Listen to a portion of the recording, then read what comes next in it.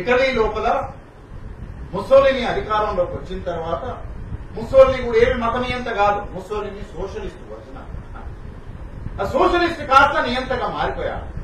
ఈ సోషలిస్ట్ అధికారంలోకి వచ్చిన తర్వాత సోషలిస్ట్ ఉద్యమాన్ని తొక్కిపెట్టడం కొరకు ఎవరైతే సోషలిస్ట్ ఉన్నారో వాళ్ళందరినీ అరెస్ట్ చేసి జైళ్లలో పడేసేస్తే మార్క్సిజాన్ని కొత్త పద్ధతుల లోపల ఇంట్రడ్యూస్ చేసినటువంటి కల్చరల్ హెజిమోనీ అనే ఒక కాన్సెప్ట్ ని ఆంటోనియో గ్రాంషి డిజైన్ చేశారు.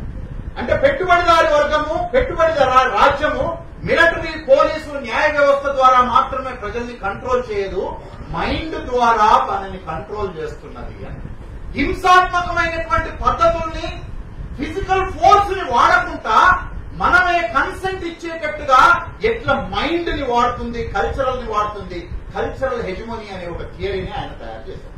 ఆయన తీసుకుపోయి కోర్టులో జడ్జి ముందు నిలబెట్టిన తర్వాత ప్రభుత్వానికి సంబంధించినటువంటి అడ్వకేట్ ఏం చెప్తా ఉన్నాడంటే, అప్పటికే ఈయన గోడకు తల బద్దలు కొట్టుకొని సుమారు గోడ అంతా కూడా పెయింటింగ్ చేసినట్టుగా రక్తంతోటి మరకలతోటి ఉండిపోయింది. తీసుకొచ్చి ఆడ నిలబెట్టిన తర్వాత ఈ మైండ్ ని కనీసం 20 సంవత్సరాల పాటు పనిచేయకుండా ఆపేసి, So you see, they don't want to punish the body up. They wanted to punish, they wanted to stop the mind for not to think for at least 2 years. ఒక 2 సంవత్సరాల పాటు ఆ మైండ్ ని ఆలోచించారు. అందుకనే బాబాసాహెబ్ అంబేద్కర్ ఏమంటాడు అని అంటే, నువ్వు నన్ను వధించగలుగుతావు కానీ నా ఆలోచనలను చంపలేవు అని మనోళ్ళు ఆవేశంగా చాలాసార్లు మాట్లాడతారు. అది తప్పు. మనుషుల్ని నిర్మూలించడం ద్వారా మనుషుల లోపల ఉండేటటువంటి ఆలోచనలను కూడా నిర్మూలించవచ్చు. సో ఈ పద్ధతుల లోపల ఇవాళ నిన్ను ఇంటరాగేట్ చేయటము, నిన్ను ఇన్సెక్ట్ చేయటము, ప్రపంచం ముందు నిన్ను చాలా ప్రధానమైనటువంటి దోషిగా నిలబెట్టేశారు. నేను చాలా సందర్భాల లోపల స్టూడెంట్స్ తోటి, అందరు స్టూడెంట్స్ తోటి మాట్లాడుతూ ఉంటాను. కమ్యూనిస్టులు అంటే వాళ్ళు దొంగలుగా సార్ అని అన్నా. దిస్ జనరేషన్, నేను ఇక్కడ టీవీ అయితే వస్తా ఉన్నాను, youth of the what they think about the communist, why they don't know about that communists can change this world, make every human being as an equal, and creating the egalitarian society is the objective of communist అని వాడికి ఎందుకు చారలేదు. Is son of the proletarian, is the son of Dalit.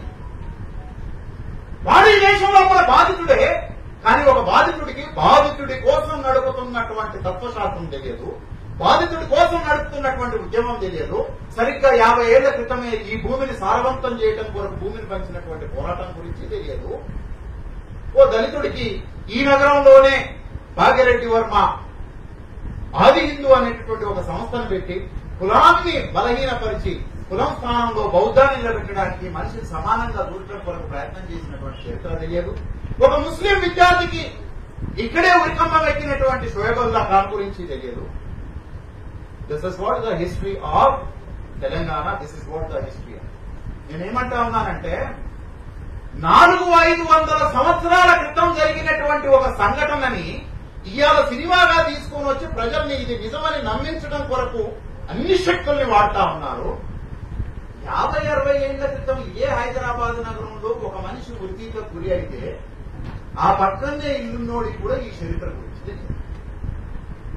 ఈ పూణే నగరం లోపలనే ఉండినటువంటి వాడికి పూణే గురించి తెలియదు. అదే మరాఠా రాజ్యంలో ఉండినటువంటి వాడికి ఛత్రపతి శివాజీకి సంబంధించిన వాస్తవ చరిత్ర తెలియదు. They are trying to misinterpret the history, they are trying to misinterpret the symbols, they are promoting the unconstitutional methods. మోడీలు, షాలు రాజ్యాంగానికి వ్యతిరేకంగా మాట్లాడు, ఆ కోర్స్ ఏదో ఒక మాట తొందరపడి మాట్లాడి ఉంటాడు, లేదా వాళ్ళు టెస్ట్ చేస్తుంటారు.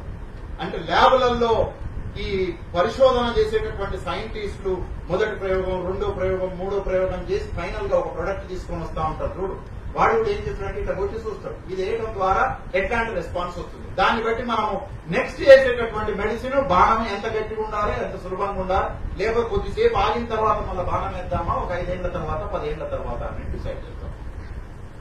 All of they forces are talking against to the completely constitution.